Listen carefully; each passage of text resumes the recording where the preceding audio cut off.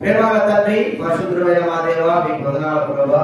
ఈరోజు మీ పాసంలో చేరి మమ్మల్ని మేము పరీక్షించుకొని పనిలో యోగ్యంగా చేయడానికి కొరకై మాకు ఇచ్చిన తరుణాలు పట్టించుకోవద్దురా. మీ వాక్యం ద్వారా మాతో మాట్లాడు, మీ స్వరం పెంపచేయండి, మీ చింత నెరవేర్చండి. మీ కృపను కోరుకుంటూ మమ్మల్ని మేము యోగ్యంగా పరీక్షించుకొని మీ బలలో చేయడానికి సహాయం చేయవలసి మనం చేస్తాం.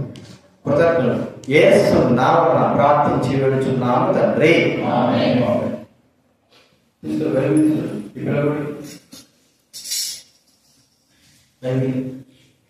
దైవ గ్రంథంలో నుంచి కొరింథీ రాసిన మొదటి పత్రిక 11వ బైబిల్ వెనక నుంచి 153వ పేజీ. బైబిల్ వెనక నుంచి 153 చూడండి. మొదటి కొరింథీ రాసిన పత్రిక 11వ అధ్యాయం 28, 29 మాత్రం చదువుకుందాం. బైబిల్ వెనక నుంచి 153వ పేజీ. మీరు పేజీ నెంబర్ గుర్తు పెట్టుకుంటే చదువు రాకపోయినా సరే చూడవచ్చు. నెంబర్ వస్తాయి కదా, లెక్క వస్తాయి కాబట్టి గుర్తు పెట్టుకోండి. 153వ పేజీ బైబిల్ వెనక నుంచి 11వ అధ్యాయము 28, 29 అందరం చదువుకుందాం. 28, 29. కాబట్టి ప్రతి మనుష్యుడు తన తాను పరీక్షించుకోవాలను, అలాగూ చేసి ఆ రొట్టె తిని ఆ పాత్రను త్రాగలను. 29 వచ్చిన ప్రభువు శరీరమని వేరే చిలుపగా తిరిగి త్రాగువాడు తన శిక్షానికి నిలబడికే తిరిగి త్రాగుతున్నాడు. అలాగే మొదటి పేతురు రాసిన పత్రిక బైబిల్ వెనక నుంచే చూడండి 214. బైబిల్ వెనక నుంచి 214, 215. 1వ అధ్యాయం 14 వచనం. బైబిల్ వెనక నుంచి 214 పేజీ. 1వ అధ్యాయము 14, 15 వచనాలు ఉంటాయి చూడండి. 1వ అధ్యాయం 14, 12 కలిసి ఉన్నాయి. 14, 16 వచనాలు అలా చదువుకుందా. నేను పరిశుద్ధులై ఉన్నాను కనుక మీరును పరిశుద్ధులై ఉండుడని వ్రాయబడినది కాగా, మీరు విధేయులకు పిల్లలై మీ పూర్వపు అజ్ఞానం తెచ్చుకుని మీ గుండెల ఆశను అనుసరించి ప్రవర్తింపగా మీరును సమస్త ప్రవర్తన ఎందుకు పరిశుద్ధులై ఉండుడి. కాబట్టి ఇక్కడ మాట వాక్యంలో రాయబడిన మాట మనం చూసుకుంటున్నా. ఇంకో మా సమస్త ప్రవర్తన ఎందుకు పరిశుద్ధులై మనం పరీక్షించుకోవాలి. మనకు మాదిరికరమైన జీవితం అవసరం. లోకంలో మనము చూస్తున్న వారు, మనం ఎదిగిన వారు, మనతో పాటు ఉన్నవారు మనం మాదిరికరంగా ఉండకపోవచ్చు, ఉండరు కూడా. బైబిల్ గ్రంథంలో వ్రాయబడిన వారు అనేకమైన వారు బైబిల్ మనకు మాదిరికరంగా ఉన్నారు. అలాగని లోకంలో మనదితో పుట్టున సంచరిస్తున్న వారిని మాదిరికరంగా తీసుకొని మనం విడిపోవడము అది మన యొక్క మూర్ఖత్వము, మన యొక్క అజ్ఞాన స్థితి. దేవుడు ఎప్పటికీ కూడా మాదిరికరంగా లేని వారిని ఎప్పుడు మాదిరికరంగా తీసుకోవద్దు, తీసుకోండి అని చెప్పలేదు. మాదిరికరంగా ఉన్నవారిని తీసుకోమన్నాడు. మాదిరికరమైన జీవితం ఒకవేళ లోకంలో మనకు తిరుగుతున్నప్పుడు మన ఎదుట ఉన్నవారు ఎవరైనా కావచ్చు, దైవమైన వారు కనపడకపోతే వారిని మాదిరికరంగా తీసుకోవడం అది మన తప్పే. అయితే మాదిరికరమైన వారు ఎంతో మంది ఉన్నారు. వారిని మాదిరికరంగా ఉంచుకొని వారి జీవితంలో మాదిరికరంగా మనం పెట్టుకొని మనము జీవించడం ద్వారా మన ఆత్మస్థితి ముందుకు కొనసాగుతుంది. అయితే మన వాస్తవానికి లోకంలో ఉన్నవారు మనతో పాటు వారు మాదిరికరంగా లేరని మనకు అర్థమైనప్పుడు లోకంలో దేవుడు మరి లోక సృష్టిని కూడా మనకు మాదిరికరంగా ఉంచాడు. చెట్లని, వృక్షాలను, చేపల్ని, పక్షుల్ని, జంతువుల్ని వీటిని మాదిరికరంగా ఉంచాడు. వాటి జీవితంలో కూడా మరి ప్రభువుకు ఎలాగ ఉపయోగపడ్డాయి, అవి ఎలాంటి స్థితి కలిగి ఉన్నాయి ఈ లోకంలో దేవుడు వాటిని కూడా రాయించిపెట్టాడు. గత వారంలో మనం చూసుకుంటూ వచ్చాం. ఏమిటో చెప్పాలి కదా. గత వారంలో బలవర్తనాలు మాటలు చెప్తూ వచ్చారు, వేటి గురించి చెప్తూ వచ్చారు. బుక్కు చూస్తే కదా అసలు బుక్కు చూడు చెప్పాలి. పోయిన వారం ఏం చూసినాం? ఎద్దులు చూసినావా? నువ్వు వచ్చిన పోయిన వారం సరే ఎద్దులు చూసినావు చెప్పాలి. తిరుపతికి వచ్చినప్పుడు చెప్పు ఏం చూసినావు? నువ్వు ప్రార్థన అంటే శరీరం ఇక్కడ ఉంది, మైండ్ ఏడో ఉంది కదా. కనీసం ఇట్లా ఉపమానంగానే చెప్తున్నా కూడా మీకు అర్థం కాకపోతే ఏం చెప్పాలి మీకు? చెప్పండి. నువ్వు చెప్పు సుజాత, ఏం చెప్పాడు? మైండ్ ఏదవుతా చెప్పాలి. ఏం చెప్పినాను? చాలా చక్కగా వర్తమా మంచిగా చెప్పాను. ఏం చెప్పినాను? చూసినా చెప్పు. రాసుకున్నారా? ఏం చేశాను? యోగు కాదు, 30 వారు దేని గురించి చెప్పారు? ఎద్దుల గురించి చెప్పారు. 30 వారు ఏ గురించి చెప్పారు?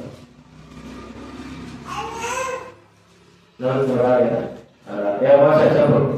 తీసుకోవాలి. ఏం చెప్పారు చెప్పు. అంటే మనం రాసుకోవడం లేదు, మనకు నాకంటే జ్ఞానవృత్తి లేవు, నేను రాసుకోవాల్సిన అవసరం లేదు అని మనం ఆలోచిస్తాం కదా. మంచిదే, మరి జ్ఞానవృత్తి లేదన్నప్పుడు చెప్పాలి కదా. దేవుడి గురించి చెప్పారు, చీమల గురించి అర్థమైందా? దేవుడి గురించి చెప్పారు చెప్పండి. చిన్నదాన్ని మర్చిపోయినాను, చీమలు కదా. సరే, సామెతల గ్రంథం 6వ అధ్యాయం. సామెతల గ్రంథం 6వ అధ్యాయం బైబిల్ మధ్యలో నుంచి చూడండి.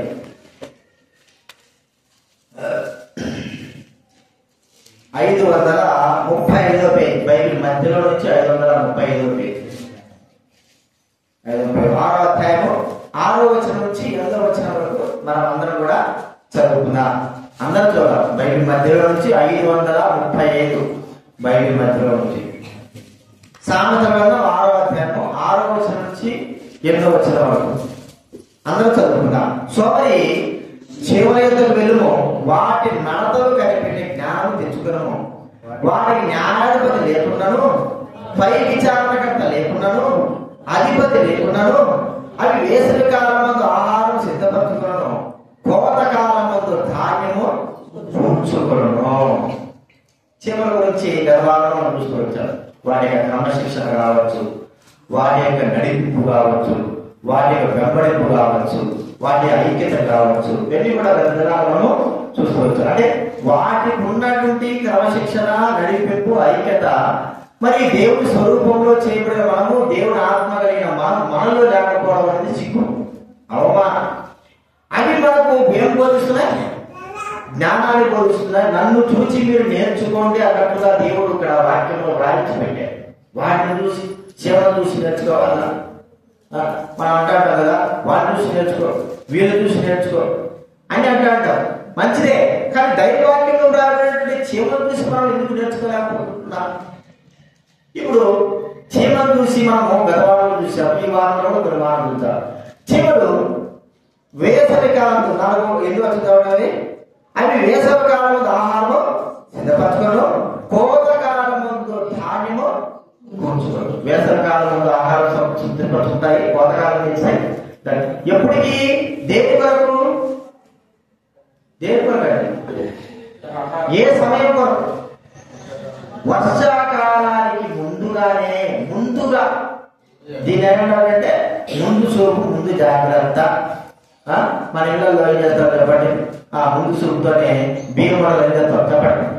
తెచ్చేసుకుంటారు, 4-5 కూడా చేస్తారు. ఎందుకో ముందు మీకు ఎట్లా ఉంటుందే కదా, లేదా గ్యాస్ తెచ్చుకుంటారు. ఏదైనా సరే కరువు వస్తుంది, లేకపోతే పరిస్థితులు బాగాలేవు, లేకపోతే రేట్లు పెరిగిపోయినాయి అన్నప్పుడు, టమాటాలు రేట్లు పెరిగిపోతున్నాయి, 200 పోయింది, 300 పోయింది అనుకున్నప్పుడు, అంతకుముందు 2 రూపాయలు 3 రూపాయలు అయినప్పుడు ఏం చేస్తారు చెప్పండి? కొని పెట్టుకుంటారా? కొని పెట్టుకోరు. ఉల్లిగడ్డలు ముందుగా అవి రేట్లు పెరిగిపోతాయి. పడలే, పెరిగిపోయినప్పుడు కూడా పడలేము. పెరగనప్పుడు ఏం చేస్తాం మనము? పెరగనప్పుడు మాత్రం పెరగనప్పుడు అదే రీతిలో ఉంటాము, పెరిగినప్పుడు అయ్యో అంటాం. ముందు చూపు అంటే అవి మనం ఒక కూర్చుకుంటే చెడిపోవచ్చు అని లేదు. ఏదైనా సరే దీని ముందు చూపు అంటారు. ముందు చూపు మనం ఏమి నేర్పుతా ఉంది? ముందుగా వర్షాకాలం రాకమునిపే ఆ చిన్న చీమలు కోతకాలంలో, ఏ కోతకాలం అయితే పంట పండించే కాలం వస్తుందో, పండించిన తర్వాత ఇంటికి తీసుకుంటారో, ఆ కాలంలో ధాన్య బస్తాలకి వెళ్ళి అవి ఏం చేస్తాయంటే ఆ ధాన్యము వాటికి దగ్గర శక్తిలు అన్ని కూడా మోసుకుంటా వస్తాడు. ఎంతైనా సరే కింద పడిన గింజలు కావచ్చు, ఏదైనా సరే వెళ్తాయి, వాటికి నివసించే స్థలంలోకి తీసుకెళ్ళబడతాయి. కోతకాలం మునిపే కదా, వేసవి కాలం, ఎండాకాలం అంటే వర్షాకాలము రాకమునుపు ఏం చేస్తారు? అన్ని కూడా ముందు చూపు కలిగి ఉండడం మనం చూస్తున్నాం. మనకు మరి ముందు చూపు ఉంటారు. దైవికమైన విషయాలు మాత్రం ఎంత మాత్రం ముందు చూపు ఉండదు. మనకు బాగా తెలుసు, ముందు చూపుతోనే పిల్లలు ఉన్నారు, చిన్న పిల్లలు, పెద్ద పెద్ద పిల్లలు కాకుండా పే చేస్తాం. ముందు చూపుతోనే వాళ్ళకి ఇల్లు కట్టిస్తాం కదా, ముందు చూపు ఇల్లు కట్టాము కదా. ముందు చూపు ఏం చేస్తాము, వారికి పొలాలు సిద్ధపరుస్తాం. ముందు చూపు ఏం చేస్తాము, వారికి ఏదైనా సరే బంగారమైన ఏదైనా సరే సిద్ధపరచుకుంటారు ముందు చూపుతో. అంటే ఆ సమయానికి ఎలా ఉంటుందో ఏమో తెలియదు. కుటుంబానికి పోషణ కొరకే అన్ని ఆలోచించి మనం చేస్తా ఉంటాం ముందు చూపుతో. మరి ముందు చూపు దేనికి గుర్తుగా ఉందంటే దేవుడి రాకడకు గుర్తుగా ఉంది. దేవుడు రాకడ. యేసు ప్రభువారు వస్తాడు కదా, వస్తాడు. ఎప్పుడు వస్తాడు? ఎప్పుడు వస్తాడు? చెప్పండి, ఎప్పుడు వస్తాడు? దొంగవాడే వస్తాడు. ఎప్పుడు వస్తాడు చెప్పాలి, టైం చెప్పాలి. ఎప్పుడు వస్తాడు? దొంగవాడే వస్తాడు, రాత్రి వస్తాడు, ఉదయం వస్తాడు, ఎప్పుడు వస్తాడు, ఏ టైం వస్తాడో తెలియదు. కానీ ఆయన రాకముందే మనం ఏం కావాలి? సిద్ధపడి ఉండాలి. ఆయన రాకడ కొరకు అది ఎలాంటి సిద్ధపాటు అంటే, ఎలాంటి ముందు చూపు అంటే, మరి ఇప్పుడు రేపు ఒక 2 రోజుల తర్వాత మనము జరిగించే కార్యాలకు, పెళ్లిళ్ళు కావచ్చు, వాటికి ముందుగానే మనం ఎలాగైతే సామాన్లు కానీ లేదా అన్ని వస్త్రాలు కానీ వాటన్నిటి ఎట్లయితే ముందుగానే సిద్ధపడతామో 2 రోజుల ముందు, మరి యేసు ప్రభువారు ఈ దినాన ఇప్పుడు ఈ క్షణాన వస్తాడు అన్నప్పుడు ఇంకెంత సిద్ధపాటు ఉండాలి? అసలు ఎప్పుడు వస్తాడో తెలియదు అన్నప్పుడు మన జీవితం ఎలాంటి సిద్ధపాటు కలిగి ఉండాలి? దైవికంగా చూడండి, లోకానికి అయితే మనం ఎంత సిద్ధపాటు కలిగి ఉంటామో మనం అవివేకం ఒకసారి గుర్తించండి. దేవునికి ఎలా సిద్ధపాటు కలిగి ఉన్నాం? దేవుడికి రాకడ కొరకు ఇది మనం ఒక్కసారి ఆలోచించామా? దేవుడు రాకడ కొరకు ఎలాగ సిద్ధపడున్నాం? ఎప్పుడు యేసు వస్తాడో తెలియదు, ఏ సమయంలో యేసు వస్తాడో తెలియదు. అలాంటప్పుడు మనము సిద్ధపరచుకొని మన ఆత్మ సంబంధమైన జీవితాన్ని సిద్ధంగా ఉంచుకొని ఎలాగ సిద్ధంగా జీవించడానికి రెడీ ఉన్నాం. ఇది మనకు ముంగుర్తుగా సిద్ధపాటు ఉంది అనడానికి ముంగుర్తుగా ఏంటంటే, దైవికంగా సంఘ విషయమై మనం ముందు చూపుతో సిద్ధపాటు కలిగి ఉండాలి. మనం ఎప్పుడు చెప్పుకునే విషయాలే, ఇవేం కొత్తవి కాదు, ఎప్పుడు చెప్పుకునే విషయాలు. చూడండి, ఈరోజు మనకు ఏముంది? ఆరాధన. ప్రతి ఆదివారం దేవుడి సభలో ఆరాధన మనము ఖచ్చితంగా ఉంది కదండి, అది మనకు తెలుసు. ఆరాధన ఉంది, మరి మెసేజ్ చూస్తున్నాం, 10 గంటల వరకు ఆరాధన ఉంది మనకు తెలిసి ఎంతమంది మనం సిద్ధపాటు కలిగి ముందుగానే మనం కూర్చుంటున్నాం? సిద్ధపాటు కలిగి ఎంతమంది? తెలియక కాదు, ఇవన్నీ తెలియక కాదు. ప్రతిరోజు ఎప్పుడో సంవత్సరానికి ఒకసారి ఒక డేట్ చెప్తే, అయ్యా సంవత్సరానికి ఒకసారి చెప్పిన డేటు ఆ దినం మాకు గుర్తుండదు అని మనం అనొచ్చు. ప్రతి వారం 52 వారాలు కదా, సంవత్సరం కదా, 52 వారాలు. అంతకుముందు ఎన్ని వారాలు మనం గుర్తించిన? అంతకుముందు ఎన్ని వారాలు?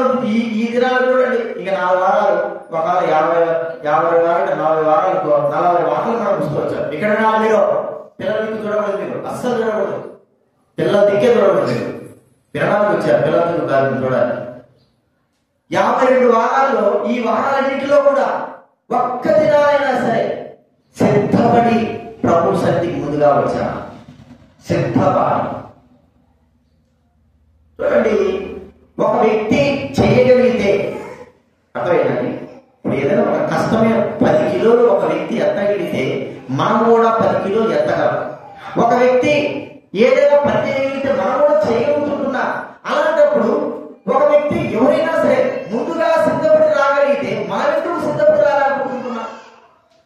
బైబిల్ గ్రంథంలో దేవుడు వాక్యం వినడానికి కొరకై పెందలకడనే లేచినటువంటి వ్యక్తులు, ప్రజలు దేవుడి మాటలు వినడానికి కొరకై, దేవుడి దగ్గరికి రావడానికి కొరకై, దేవుడి దగ్గర ఉండడానికి కొరకై, దేవుడి యొక్క మాటలు వినడానికి కొరకై వారు పెందలకడనే లేచిన వ్యక్తులు. ఈరోజు 5 గంటలకి లేచిన వారు చెప్పండి, ఆదివారం కదా, 5 గంటలకు బదులు ఇస్తున్న వారైనా సరే 5 గంటలకు లేచి సిద్ధపడిన వారు చెప్పండి చేయండి.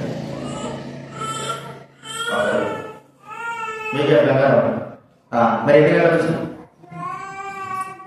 రామదాస్ నువ్వే అసలు అవు కాదు ఉన్నది చెప్పు. ఎన్ని గంటలు చేసినావు? ఏం పని? నువ్వేమన్నా అన్నం చేయాలన్నా, వంట చేయాలన్నా, ఇల్లు ఊడ్చాలన్నా? అన్నం చేయాలి ఇంట్లో పని అంటే మీకు ఆలోచుకుంటారు. ఏం పని ఉంది? చికెన్ తీసి పెట్టాలా? చికెన్ తీసి పెట్టారు అనుకో, ఎంతసేపు పెడతారు? అది నువ్వు తెచ్చేదే నీ పని, చేసేది మా పని. మరి ఎందుకు ఇంత లేదు? ఎందుకు సిద్ధపడలేకపోతున్నా? ఎందుకు మన ఇష్టపడగా? చూడండి, ఈ యొక్క ఆలస్యం అనేది రేపటిన మనకి ఎంతో నష్టం చేస్తుంది. గుర్తుపెట్టుకోండి, మీకు ఇప్పుడు కాదు. ఈ ఆలస్యం అనేది ఏం చేస్తుంది? రేపటిన ఖచ్చితంగా దేవుడు రాకడ వచ్చినప్పుడు ఎలా వస్తుంది? ఉండు నేను వస్తాను, నేను వస్తాను, నేను బైక్లో వస్తాను ఉండని చెప్పేది కాదు. ఉండు నేను ఎక్కుతాను కారులో ఉండేది కాదు. ఎలా వస్తాడు వేసుకో చెప్పండి. నువ్వు చెప్పాలి రామదాస్ ఎట్లా వస్తాడు వేసుకో? ఎట్టొచ్చాడు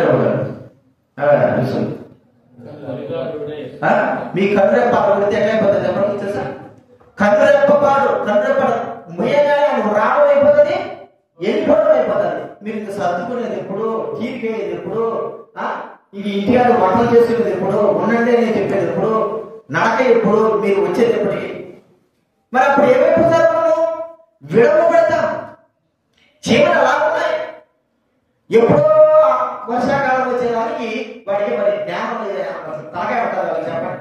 తలకాయ ఉంది, ఎంత ఉంది? ఆ తలకాయలో మైండ్ ఎంత ఉంది? మనకి ఎంత మైండ్ ఉన్నా కూడా మనకు అర్థం కాదు. ఆ తలకాయలో ఎంత మైండ్ ఉంది? వాటిని ఆలోచించడానికి ఎప్పుడో వచ్చే వర్షానికి ఇప్పుడే ముందు సిద్ధపరచుకుంటున్నాయంటే వాటికి జ్ఞానం ఎంత ఉంది?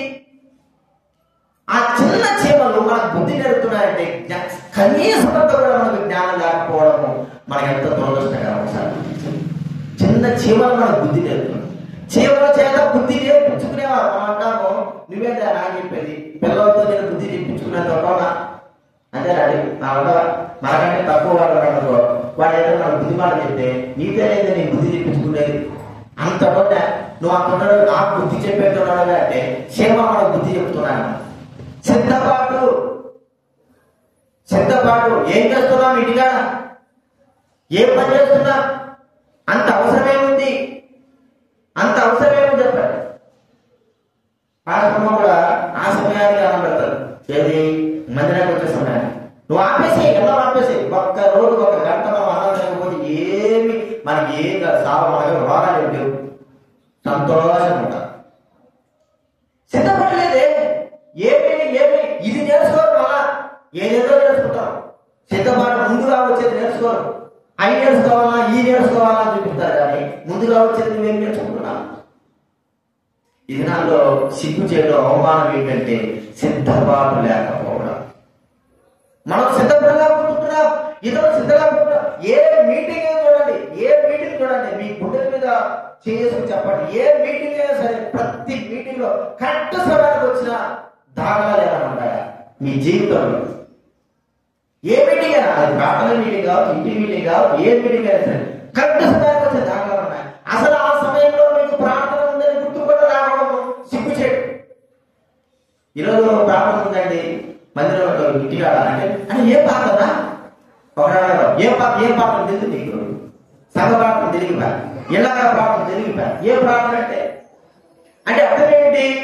మన మనసు నిండా ఏమున్నాయంటే లోకమే ఉంది, కానీ కనీసం దేవుడికి సంబంధించిన కార్యాలు ఏమి లేవు అనడం సిగ్గు అవ్వా. తెచ్చుకోవాలన్నా ఒకసారి మనకు ముందు చూపుగా ఎందుకు ఒక పెళ్లి జరుగుతుంది, పెళ్లి జరుగుతుంటే అన్ని పెట్టున్నాము, నీళ్ళు తీసుకురా ఎక్కడుంటా చెప్పండి. అర్థమైందా? మంచి భోజనం చేసాం, అన్ని భోజనం చేసాం, ఇస్తారా లేదు చెప్పండి ఎట్లుంటారు? అప్పుడు వైద్యాలు ఒక్కసారా అన్నం పెట్టినాం, అన్నం పెడితే అప్పుడు నీళ్ళు తగిన నీళ్ళు, అప్పుడు నీళ్ళు తీసుకొస్తారా? అర్థమైందా మీకు? అంటే అర్థం ఏంటి? ముందు చూపుగా ఏమి కావాలో విస్తరాలు కావాలి, నీళ్ళు కూడా అవసరం. అది ఎలా ఉండాలి చెప్పండి. మన 350 మందికి మనం విస్తరాలు తెప్పిస్తున్నాం, 500 మంది తెప్పించాను.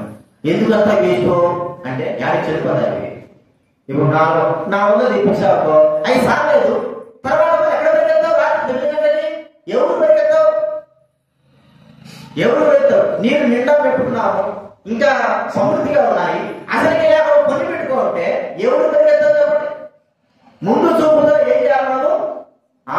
ఆలోచించాలా, ముందు చూపు. ఏదైనా సరే గుర్తుపెట్టుకోండి మీరు, లోకంలో మనం జీవించే జీవితంలో ముందు చూపు అనేది లేకపోతే మన జీవితము వ్యర్థం. దాని తర్వాత ఎంత బాధపడతాం. మన ఆత్మ సంబంధంగా దేవుని దృష్టిలో మనం ముందు చూపు లేకపోతే, ఆయన రాకపోతే అన్ని విషయాల్లో ముందు చూపు లేకపోతే ఎలాగా? స్వార్థ జరుగుతా ఉంది. స్వార్థ జరుగుతుంటే మైక్ సెట్ మనకు అవసరం. మైక్ సెట్ పెట్టుకుంటాము. మైక్ సెట్ పెట్టుకుంటే ఒక మైక్తోనే చూసుకుంటాం. ఒక మైక్ పెట్టుకుంటారు చాలా మంది, 2-3 మైకులు పెట్టుకోరు. ఏదైనా ప్రాబ్లం అయితే వెంటనే వేరే వైపు మనం ఏమంటారా? అర్థమైందా మీకు? ముందు చూపు అంటే ఏంటి మీకు బాగా గుర్తుపెట్టు. దావీదు మహారాజు ఏట్లో వెళ్ళి ఎన్ని రాళ్ళు తీసుకున్నాడు చెప్పండి? 5 రాళ్ళు తీసుకున్నాడు. 5 రాళ్ళు ఒక్కరాయ వాడినాడు, 4 రాళ్ళు ఎత్తి కట్టుకోవచ్చు కదా. 5 రాళ్ళు తీసుకున్నాడు, ఒకటి పోతే అర్థమైందా? ఇంకోటి అర్థమైందా మీకు? యుద్ధంలో నాకు బాణాలు వేసేవాడు ఉన్నాడు. బాణాలు ఎవరంటే రెడీ పెట్టుకుంటాడు. బాణాలు అక్కడే పెట్టుకుంటాడా?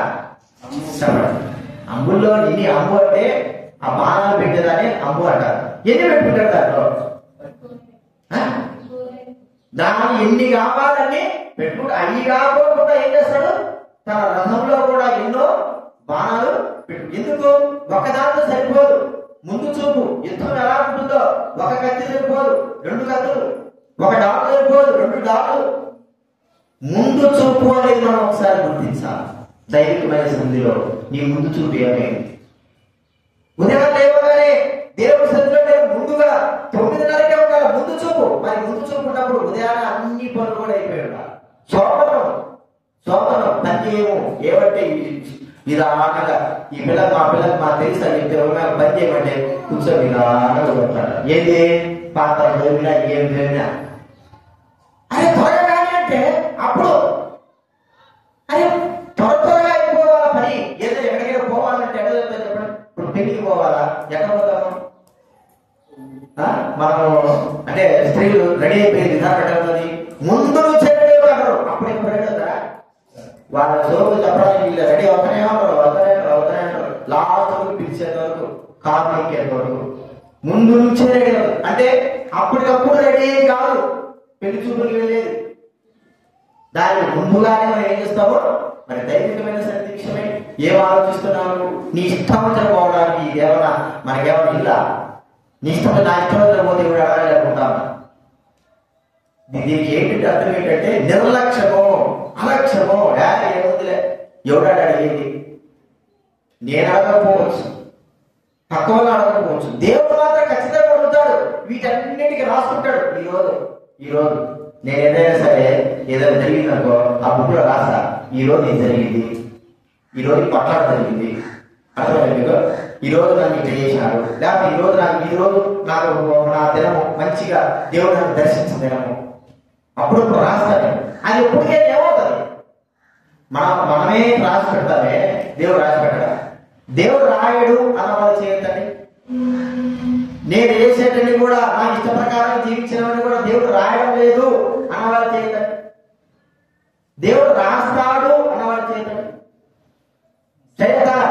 దేవుడు రాస్తాడు అన్నవాడు రాస్తాడని తెలిసి కూడా మా లక్ష్యం సంవత్సరానికి ఎంతగా మా హృదయం కఠినమైపోయింది. ఒక్కసారి చివరి గురించి మనం ఏం తెచ్చుకోవాలా? చెప్పాను. అప్పటికప్పుడు వచ్చి మనము మందిరం కడగడము. అది నిన్న ఉపవాస ప్రార్థన మీద వాడికి నర్సాపల్లి 11 గంటలకు నేను వస్తాను, 11:05 నేను వస్తానని చెప్పాను. నేను ఏదైనా మాట చెప్పానంటే 199% చేయాల్సి వస్తాను. 11 గంటలకు వెళ్ళిపోయినా, అసలు 11:02 నేను వెళ్ళిపోయినా, 10:30 మొదలుపెట్టి బయట వెళ్ళిపోయాను. అప్పుడు వాళ్ళు ఏం చేశారంటే ఈయన పాత్ర రాళ్ళు కడుకొని అప్పుడు మందిరం చూస్తున్నారు కట్టబెట్టి. ఉపవాస ప్రార్థన చెప్పి నువ్వు మందిరాన్ని చూస్తావు ఎట్లుంటుంది? రాళ్ళే అనుకున్నాడు. ఎప్పుడు ఏ సమయంలో పనిచేయాలి ప్రార్థన కూడా రెడీ కూర్చోకుండా ఈయన రాళ్ళు ఇప్పుడు రాళ్ళు అనుకొని అప్పుడు పెట్టి కట్టుబడి చూస్తారు. అదే తర్వాత చేయొచ్చు కదా, అన్నిటికంటే ముందు చేయొచ్చు కదా. ఏదైనా సరే గుర్తుపెట్టుకోండి, ముందు చూపు. ఎందుకు ముందు చూపు అంటే తర్వాత మనం చేసేదానికి సమయం మనకు దొరకకపోవచ్చు. ఇప్పుడు మనము మన స్థలం అంతా శుభ్రం చేసుకున్నాం కదా, అప్పటికప్పుడు చేసుకున్నామా? అప్పటికప్పుడు పెట్టామా? కొద్దిగా చేసుకున్నాం. రోజు ఏం చేశారు, ఆదివారం ఉదయాన అది చేసేస్తారు. అదే ముందు నుంచి కూడా చేసుకుంటే ముందు చూపుతో రోజు గంట ఎప్పుడో అయిపోయేది. అప్పటికప్పుడు చేస్తే ఎట్లా ఉంటుందంటే మనం చేయవలసిన పనులు కూడా చేయకుండా ఆగిపోతాం. ఏదైనా కావచ్చు, దైవిక సన్నిధి కూడా గుర్తు పెట్టుకోండి. దేవుని సన్నిధానికి ఒక అరగంట ముందుగానే వస్తే మనకు ఏ పనులైనా ఆగిపోతాయి. అరగంట ముందుగా రాకుండా మనం ఆ సమయానికే బయలుదేరినాకో లేనిపోని పనులు వచ్చేస్తాయి. అది గుర్తు పెట్టుకోండి. అరగంట ముందుగా మనం ఎప్పుడైతే బయలుదేరుతామో అప్పుడు మనకు పనులు, అరగంట ముందు ఆ సమయానికి మనం బయలుదేరుతామని అనుకుంటే అప్పుడే వస్తాయి మన పనులు. తర్వాత మనం దేవుడికి దూరం అయిపోతాం. ఇది ఒక్కటే కాదు, ప్రతి విషయంలో గుర్తుపెట్టుకోండి. మనము జీవనం మనకు నేర్పే ఒక గొప్ప పాఠం ఏంటంటే ముందు చూపు మనకు ఖచ్చితంగా అవసరం. ఎందుకంటే జ్ఞానం ఇచ్చాడు దేవుడు, తెలివి ఇచ్చాడు. ముందు చూపు కలిగి ఉండాలి. ఆ ముందు చూపు లేకపోతే మనం ఎంత నష్టపడతామో మనం ఒకసారి గుర్తించాలి. రెండోది మనం చూస్తా ఉంటే ఈ చివరు మరి ప్రతిసారి ఆహారం అన్ని కష్టపడతాయి. ఒకటిగా చీమలు లోపల ప్రతి చీమ కూడా ఏముంటుంది, ఆహారాన్ని తీసుకుని వెళ్తా ఉంటారు. ఇప్పుడు మనమైతే మన కుటుంబానికి మాత్రమే ఆహారము సిద్ధపడుతుంటాం. మన పంట వేసుకునేది ఎందుకు? మన కుటుంబం కూడా, మన కుటుంబం మన పిల్లలు తినడానికే, ఎవరికో పెట్టడానికి కాదు. అంతేనా? మనము కుటుంబం ఒకవేళ మనకు మిగిలితే అవసరం ఉంటే ఇవ్వడానికి మనం పంట వేస్తాం. అయితే చీమలు అలా కాదు. అవి తీసుకువెళ్ళే ప్రతి పదార్థము ఆ చీమ పుట్టలో ఉండేటన్నిటిని కూడా ఉపయోగపడేటట్లుగా ఆ పదార్థాలను ఏం చేస్తాయి, అన్ని కూడా ఉపయోగిస్తాయి.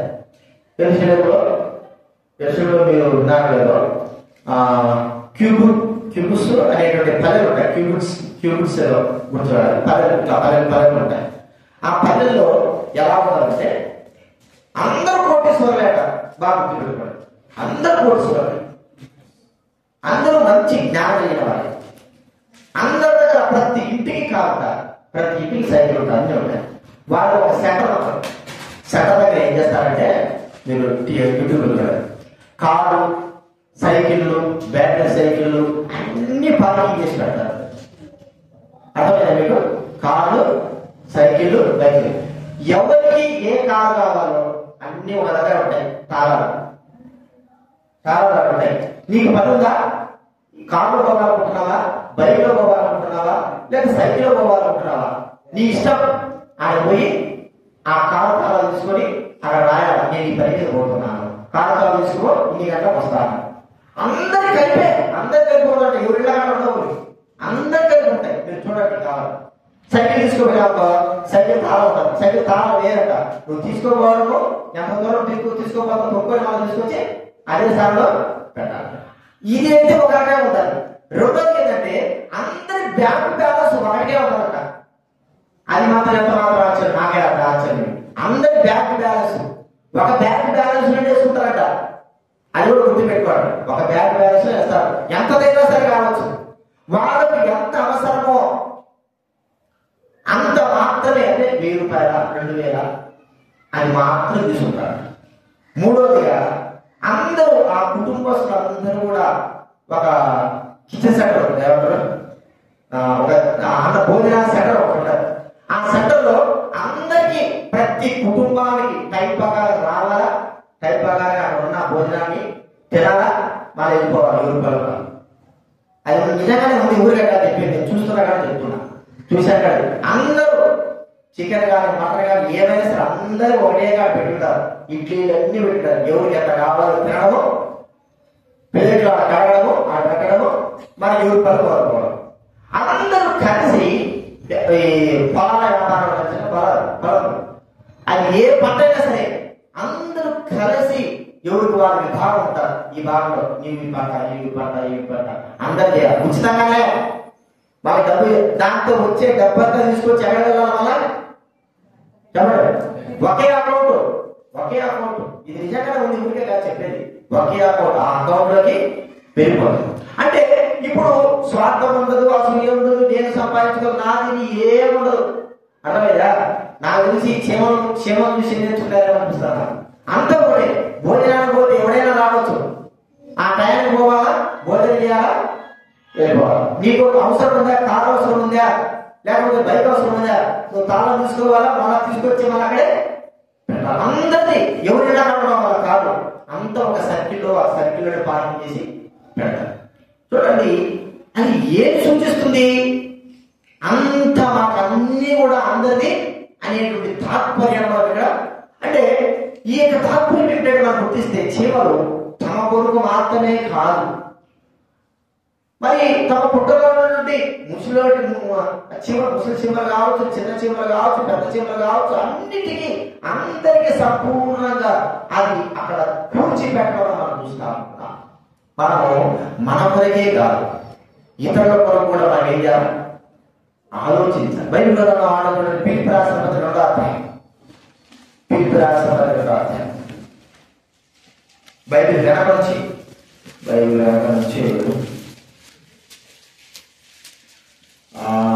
179వ పేజీ, బైబిల్ వెనక నుంచి 179వ పేజీ, పిలుపు రాసిన పత్రిక 2వ అధ్యాయం 3వ వచనం 4వ వచనం. మీలో ప్రతి వాడు తన సొంత కార్యములు మాత్రమే కాక ఇతరుల కార్యములు కూడా చూడాలి. 21వ వచనం, 21 కూడా అట్లా అందరూ తమ సొంత కార్యములనే చూసుకుంటున్నారు కానీ యేసుక్రీస్తు కార్యములు చూడరు, సొంత కార్యాలు చూసుకుంటున్నారు. ప్రియమైన వారులారా, అది మనం ఒకసారి గుర్తించాలి. చీమలు తాము తీసుకువెళ్ళిన ప్రతి ఆహార పదార్థం అంతా కూడా ఒక స్థలంలో ఉంచి అన్నిటికీ సంపూర్ణంగా ఎలాగైతే అవి వాడుకుంటున్నాయో మన విషయంలో మనకు కలిగిన దాన్ని కూడా ప్రభు బిడ్డలకు కావచ్చు, దైవ సన్నిధి కావచ్చు, మనం వాడవలసిన వారు. ఆ దినాలు ఆది కాలంలో ఉన్నటువంటి పద్ధతి కాదు మనం పిల్లలు పెడితే మా దగ్గర ఏం ఉంచడానికి, అది ఆ పద్ధతే నేను చెప్తున్నాను. యెరూషలేములో ఆ పద్ధతి ఉంది. ఆది కాలంలో ఏ పద్ధతి ఉన్నది? అపోస్తలుల 2-3 అధ్యాయంలో ఏంటంటే తమ కలిగే స్థిరాస్తులని ఏం చేశాడు, వాళ్ళు అమ్మేశారు. స్థిరాస్తులు, ఆస్తులన్నీ తీసేసి ఎక్కడ తీసుకొచ్చారు? ఇళ్లలో, లేకపోతే బిరువాలలో, లేకపోతే బ్యాంకులలో, అట్లా ఎక్కడ తీసుకొచ్చారు? అపోస్తలుల పాలన పెట్టారు. పెట్టి ఏమని చెప్తున్నారు? ఎందుకు అవన్నీ పెట్టారు? అపోస్తలులు తినడానికా? చెప్పండి. అపోస్తలులు అనుభవించడానికా? కాదు. ఎవరికైతే పదవుగా ఉందో, ఎవరైతే పదవ కలిగి ఉన్నారో వారికి సమిష్టిగా పంచి పెట్టడానికి. అంటే పదవి అంటే ఏం పదవ? ఆ దినాల్లో ఆహార పదవి ఎక్కువ, తిండి పదవి ఎక్కువ ఉండేది ఆ దినాల్లో. వాటికి సంపూర్ణంగా సమిష్టిగా పంచి పెట్టడానికి కొరకే అక్కడ విశ్వసించిన వారందరూ కూడా తమ చరస్థిరాస్తులు అమ్మి దేవుడు ఆ అపోస్తలుల పాలన పెట్టారు. అది ఐక్యత. అంటే మాకే కాదు, ఇది మాతో పాటి సహోదరులైన వారు కూడా అనుభవించడానికి ఇది మాకు మేము ఇస్తున్నాము అనేటువంటి తాత్పర్యం. ఇతనాలు అది లేదు. మనకేమి ఎక్కువైపోయి ఇతరులకి ఇవ్వడానికి కష్టం, ఇతరులకి కనీసం 10 రూపాయలు 10 పైసలు ఇవ్వడానికి కూడా కష్టం అయిపోయింది. అలాంటప్పుడు మన చేయమనుకోవచ్చు, నా పిల్లలకే ఈ యొక్క దాని గీత అనుకుంటే అది అయ్యే పడినా నా పిల్లలకి అంటే ఎన్ని చేస్తారు? ఆ పిల్లలకి అన్ని సమకూడుకొని అందరికీ సంపూర్ణంగా సమిష్టిగా ఉండడానికి వరకే అన్ని కూడా ఏం చేస్తున్నాయి? పనిచేసి వాటిని తెచ్చిన దానిమంతా ఒక దగ్గర రాసిగా కూర్చుంది. దీని విషయంలో ఇంకో విధంగా ఆలోచించవచ్చు. మనం అందరూ కూడా కలిసి దైవ సేవా పనిలో మనం కూడా ఏం చేయాలి? పని జరిగించేవారు ఉంటారు. నాకు కాదు అనుకుంటారు కొంతమంది, నాకెందుకు చేయాలనుకుంటారు కొంతమంది, చెబితే కానీ చేయరు కొంతమంది, చెప్పినా కూడా చేయరు కొంతమంది. ఎలాంటి పరిస్థితులు అంటే నాది కాదు, ఇది దేవుడి మందిరం, నాది కాదు, ఇది దేవుడి మందిరం, ఇది దేవుడి మందిరం, నాది కాదు, నా మందిరము, దేవుడు నా మందిరము, ఇది నాకు ఇచ్చినాడు దేవుడు అనే తలపు ఎప్పుడైతే మనకు ఉంటారో మనం దేవుని సేవ కొరకై మన ఇల్లు నాది కాదు, మన ఇల్లు నాది కాదు అన్నప్పుడు ఆ ఇంటిని మనం ఎలా చూసుకుంటాం చెప్పండి? అదింట్లో ఉన్నాము, ఇది నాది కాదు అంటే ఎట్లుంటుంది? నాది కాదు నిజమే, ఎలా చూసుకుంటాం? ఎంతవరకు ఉంటే అంతవరకు చూసుకుంటాం. మిగతా వాటిలో తలలు వచ్చాం. అదే నాది, ఇది నా సొంతది అంటే అన్ని విషయాల్లో చక్కగా వాటిని మనం చేసుకుంటాం. ఎందుకంటే ఇది నాది, ఇది నా దేవుడిది అనే తాత్పర్యం మనం రావాలి. ఈ దినాల్లో అది రాకపోవడం దుఃఖకరం అసలు. ఏంటంటే మాదిగాలి వాళ్ళది వీళ్ళది ఎవరైతే ఉంది దేవుడి మందిరం అనే తలపు నీ హృదయంలో రాకపోవడమే చెత్త. అది ఒక గొప్ప ఆయాసకరమైన విషయం. రెండవదిగా మనం చూస్తున్నాము, చివరి అన్ని సమష్టిగా అందరికి అన్ని విధాలుగా ఉన్నట్లు అన్ని కూడా వాటి యొక్క మరి ఆహార పదార్థాలన్నీ ఒక దగ్గర చేస్తారు. నా కోసమో నా కుటుంబం కోసం కాదు, అందరి కోసం అనేటువంటి తాత్పర్యంతో అవి పనిచేస్తున్నాయి. మూడవదిగా అవి ఆహారం ఎక్కడ ఉంటుందో అక్కడికి ఖచ్చితంగా ఏమవుతాయి, ఇప్పుడు చీమలు ఎక్కడ లేవని మన బాధ లేవడుతున్నాం. చివరి చక్కెర పంచదార కదా, పంచదార మనం ఏంటి, పంచదార వెళ్తే ఎక్కడ ఉన్నా కూడా చీమలు ఎట్లా వస్తాయి, వాసనకి ఏమవుతాయి. నువ్వు ఎక్కడైనా ఆ పైనవి అక్కడ పెట్టు పంచదార, పైన పెట్టు చెప్పండి, వాసన తెలిసిపోతాయి. ఎక్కడ ఉండాలో అక్కడికి చక్కగా పెట్టుకుంటా వెళ్ళిపోతాయి. వాసన పంచదార లాగా అంటే ఇక్కడ ఈ యొక్క ఆహారం ఎక్కడ ఉందో అక్కడ వాసన పరిగెత్తుతూ అన్నట్లుగా, అంటే ఆహారం కొరకైనటువంటి వాటికి ఒకటే ఒక గురి, వేరేది లేదు, ఆహారం కావాలి. అది ఎక్కడున్నా బయట ఉందా, కింద ఉందా, లోపల ఉందా, లేదా ఎక్కడైనా ఉన్నది, నీళ్ళ అవతల ఉందా, ఎక్కడైనా ఉన్నాయి. వాడి గురి ఆహారము తెచ్చుకోవాలి. ఆహారం తెచ్చుకోవడానికి వరుసగా అది వాడు వాసన ఎక్కడ చూస్తే తెలియదు కానీ ఎట్లా చూస్తాయి కానీ అక్కడికి వెళ్ళిపోతాయి. ఆహారం కొరకు అవి ఎంత శ్రమైనా సరే, ఎంత హైట్ అయినా సరే, ఎంత లోతైనా సరే, ఎంతగా ఏమున్నా పాములున్నా సరే, ఏమున్నా సరే, ఆహారం ఇప్పుడు మనం ఉన్నాము, మన దగ్గర చక్కెర వేసినామనుకో మన దగ్గర కాలుతో నొక్కేస్తాం, చంపేస్తామని. అది కాలుతో నొక్కుతాయి చంపుతాయని తెలిసినా కూడా నా కాళ్ళ దగ్గరికి రాకుంటాయా? వారికి కావాల్సింది ఆహారం అండి. శ్రమ ఉంది, దర్శనాలుగా ఆడ లేకపోతే ఏదో చంపేది, ఆడ పురుగు ఉంది, ఇవన్నీ కాదు, వాటికి ఆహారం కావాలా. దేవుడి వాక్యం కొరకు మనం ఎంత శ్రమ అనుభవిస్తున్నాం, దేవుడి వాక్యం వినడానికి కొరకే మనం ఎంత దూరం ప్రయాణిస్తున్నాం. 2 కిలోమీటర్లు ప్రయాణిస్తే చాలు, పెద్ద దూరం పడుతుందనుకో, 2 కిలోమీటర్లు ప్రయాణిస్తాం దేవుడి వాక్యం. ప్రతిరోజు ఉదయాన్ని లేస్తానే నిద్ర మనం పోగొట్టుకొని బైబిల్ ఎక్కడ చదువుతాం, చదవండి, ఈరోజు ఎక్కడ చదవండి చేత బైబిల్ ఎందుకు చదవదా, చదువుతారు ఎందుకు చదవలే, చదువుతారా ఎందుకు చదవలే, అదే పొద్దునే చదవాలి, పొద్దునే అడిగింది నిన్నతో నాకు వద్దు, నిన్నది కాదు నిన్నదే, ఈరోజు పొద్దునే చదవాలి. చదువు రాకనా, ఆశ లేకనా, ఆశ లేక, లేదే నిద్ర తట్టుకోలేక చదవలేకపోతామా, నిద్ర తట్టుకోలేక, నిద్ర ఒకసారి నిద్ర తట్టుకోలేక 8 గంటలు వేసినాం, 8 గంటలనే చదవాలి. తర్వాత కాలంలో లేచి ఎప్పుడు తగ్గినావు, అది నాకు కావాలి, ఉదయం లేచి 9 వచ్చేటప్పుడు చదువుకొని వచ్చావా లేదా అని అసలుకే చదవడం వాళ్ళతో చెప్తున్నాడు. అసలుకే చదవలేదు, ఇక మాటలు చెప్పు కోటలు కాస్తాయి, అబ్బో నీతిమంతుల మాటలు మాట్లాడతారు, లేదంటే బయట చదవలేదు. నీ బైబిల్ చదవకపోతే, నీ వాక్యం నీకు ఆహారం నీకు ఇష్టం లేకపోతే, దేవుడి వాక్యం నీకు మధురత లేకపోతే నువ్వు ఏమన్నా చెప్తావు? దేవుడి వాక్యం నీ ఆశ లేకపోతే, నీ హృదయం ఆశ లేకపోతే నువ్వు ఏమైనా మాటలు చెప్తావు? ఇదిలో బైబిల్ చదవడం కంటే నిజంగా సెల్ ఫోన్ కావచ్చు, మనం వాడే విధానము, లేకపోతే లోపల తిరిగే విధానము ఎక్కువైపోతారు. ఆ వాక్యం యొక్క తలపులు ఆలోచన మన హృదయంలో లేకపోవడం దుఃఖకరము.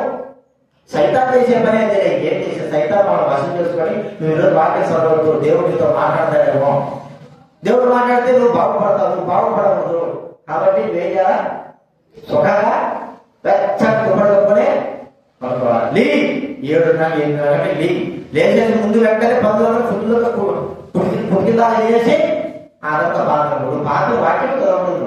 నువ్వు చదివితే మనం బాగుపడిపోతావు, వాక్యం చదివితే ఏమైపోతావు, బాగుపడు. నువ్వు బాగుపడడం నాకు ఇష్టం లేదు, నువ్వు సంతోషంగా పడుకో, సుఖంగా పడుకో, దుప్పటి పడుకో. రాత్రి 10 గంటల వరకు ఉండు, ఉదయం 9 గంటల వరకు పడుకో, అదే నీ పని. బయట మాత్రం చదువుతావు, నీతి మాత్రం చెప్పు, నీతి మాత్రం బాగా చెప్తాను, నీతి మాత్రం అయ్యిందా ఇయ్యిందా ఎట్లున్నాయి నీతి మాత్రం బాగా చెప్తాను. బయట మాత్రం నువ్వు చదవనే అవుతావు, బయట వెళ్తూ బాగుపడిపోతావు కదా. సైతాన్ని ఏం చేసి చెప్పండి, ఆధారం మన అమ్మ దగ్గరికి వచ్చి నువ్వు పండు తింటే ఏమైపోతావు, దేవత అయిపోతావు నేను అక్కడ ఆ చదువు తిరిగి దేవత అయిపోతావు. మరి బైబిల్ చదివితే ఏమైపోతావు, మంచిగా చేయబడతావు. నీ మనసు మాత్రం దేవుడికి విధేయుడు అవుతావు. నువ్వు దేవుడికి విధేయుడు కాకూడదు, అందుకే బైబిల్ చదవడం చేస్తాను సైతాన్ని. ఒక్కసారి ఆలోచించు, ఏమిటది వాక్యపు వాసన ఎంతవరకు నీకు వస్తా, ఎంత వాక్యపు వాసన కలిగి ఉంటున్నా, వాక్యాన్ని ఎంత ధ్యానిస్తున్నావు. ఎన్నిసార్లు చెప్పాలా, ఎన్నిసార్లు ఉదయం లేసిన బైబిల్ చదవాలా, ఉదయం లేసిన బైబిల్ చదువుకో రావాలా, రాత్రి కూడా బైబిల్ చదువుకోవాలి, ఎన్నిసార్లు చెప్పాలా, ప్రతిసారి చెప్పాలా. ఒక అరగంట సేపు బైబిల్ చదవడానికి కష్టం లేదు. ఆ అరగంట మనం కలిసి వస్తున్నప్పుడు అరగంట పనులు ఆపుకుందాం, అరగంట తిరిగి ఆపుకుందాం, అరగంట పనులు ఆపుకుని దేవుడి సేవలో మనం ఉండగలుగుదాం.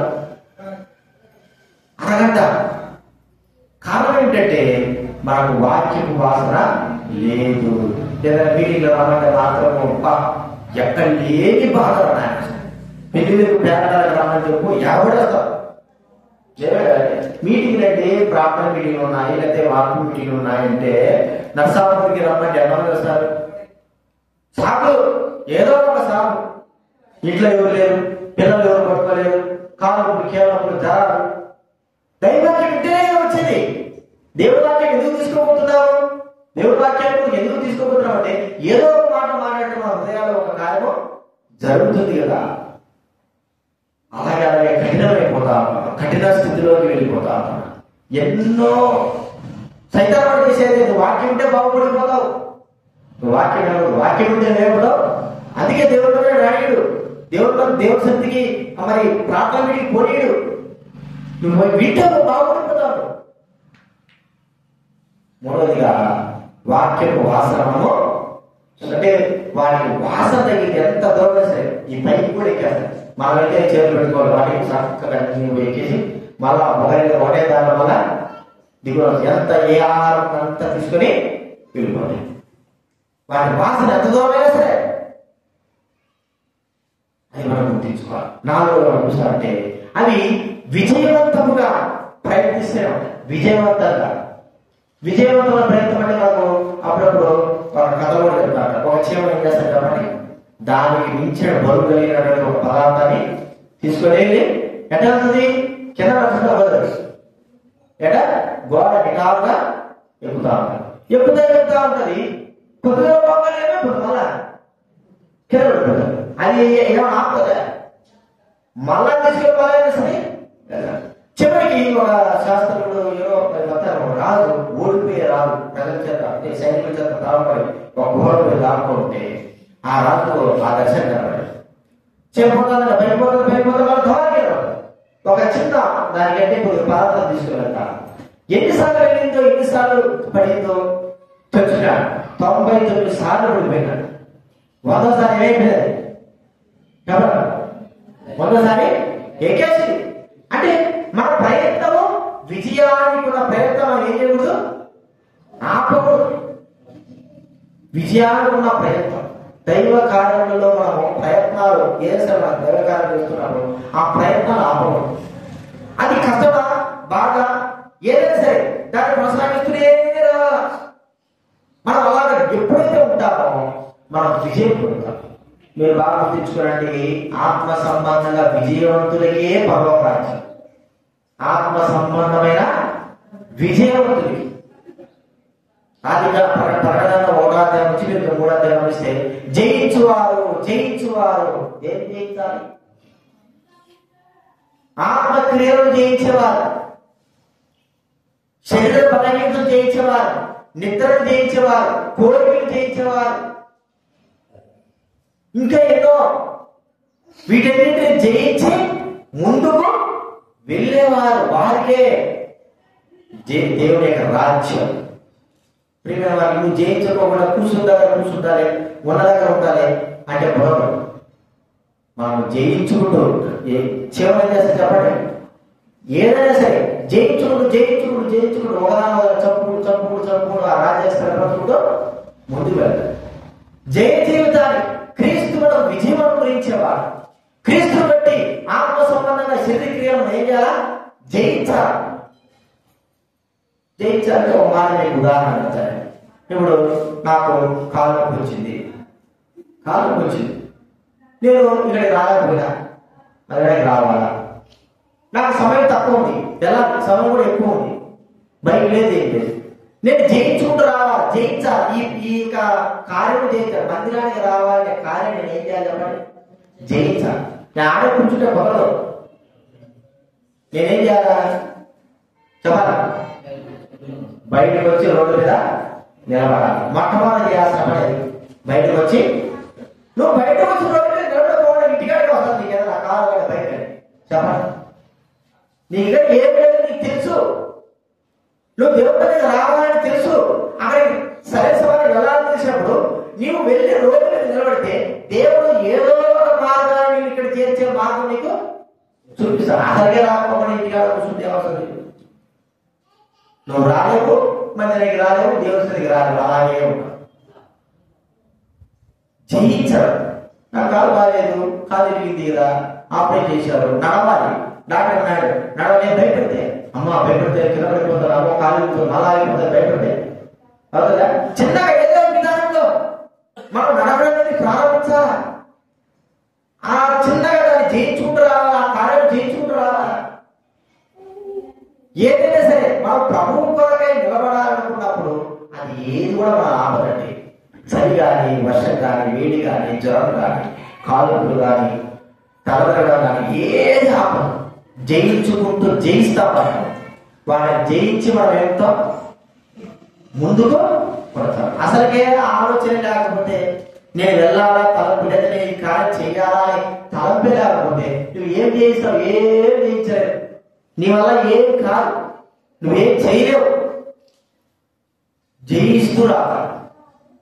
చివరి అలాంటి జయ జీవితం వెళ్ళి 4 గంటల విషయాలు మనబడి దృష్టిలో చెప్పండి. చివరి గురించి మనం ఏం నేర్చుకున్నా? ముందు చూపు. ఏంది ముందు చూపు? లోకంలో కుటుంబం కొరకై, అన్నిటి కొరకై ముందు చూపు మనం ఉంటామే. దేవుడు రాకడ కొరకై, దేవుడు కార్యాల కొరకై మనం ఇది ముందు చూపు చూడలేకపోతున్నా. రెండో ఏం చూస్తున్నా?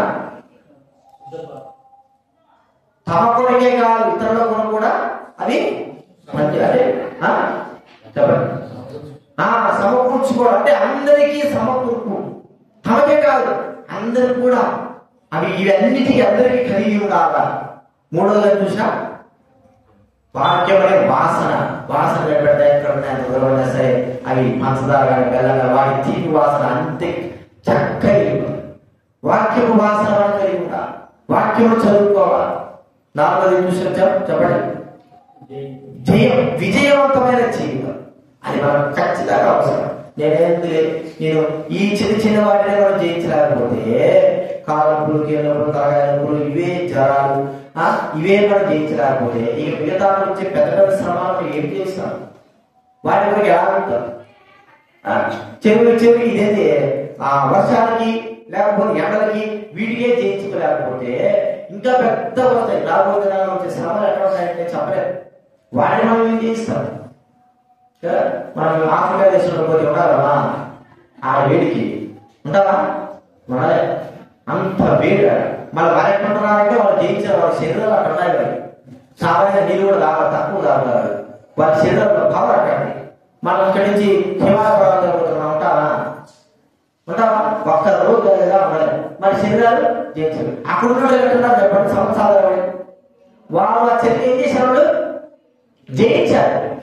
చల్లగా స్నానం చేసింది. వాళ్ళు అది అలవాటు అయిపోయింది. ఆ శరీరం అట్లా అలవాటు అయిపోయింది. దేనికైనా సరే జయించడం అనేది శ్రమ, కష్టం, వాతావరణం, లోపల పరిస్థితులు అన్నిటినీ మనము జయించుకుంటూ ప్రభువు జయించడం అంటే మనం కూడా ఆకలి కానీ, ఆకలిపులు కానీ వీటిని జయించుకుంటూ ముందుకు వెళ్ళాలి. అలాంటి వారిది దేవుడు రాజ్యం. ఈ జీవం జరుగుతున్నాయి, మేము జయిస్తున్నాం. మీరు జయిస్తున్నారా? జయ జీవితం కలిగి ఉన్నాయి. పామును టార్గెట్ ఏంటి? చివరి పని.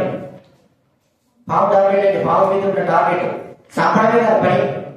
ఆ పామును చంపి మరి చంపేటప్పుడు ఆ పాము ఎంతమంది చంపుతుంది?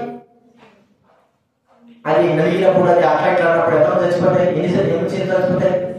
చచ్చిపోయేది ప్రాముఖ్యం కాదు, వాటి టార్గెట్ ఏం చెప్పండి? పాము చావాలంటే. ఎంతమంది చచ్చిపోయారు కాదు, ఆ పామును చంపేంతలో వదిలిపెట్టం, చంపేస్తాయంతే. చచ్చిపోయేది లెక్క కాదు. ఆ చచ్చిపోయినా కూడా నేను చచ్చిపోయినా పర్వాలేదు, ఈ పాము ఏం కావాలా? మన శరీర బలహీనతలు, మన యొక్క లోకంలో పరిస్థితులు, వీటన్నిటిని జయించాలంటే ప్రభు వైపు చూసి ముందుకు మనము కొనసాగాలి. ఈ విషయాలు జ్ఞాపకంగా ప్రార్థన చేసుకుందాం.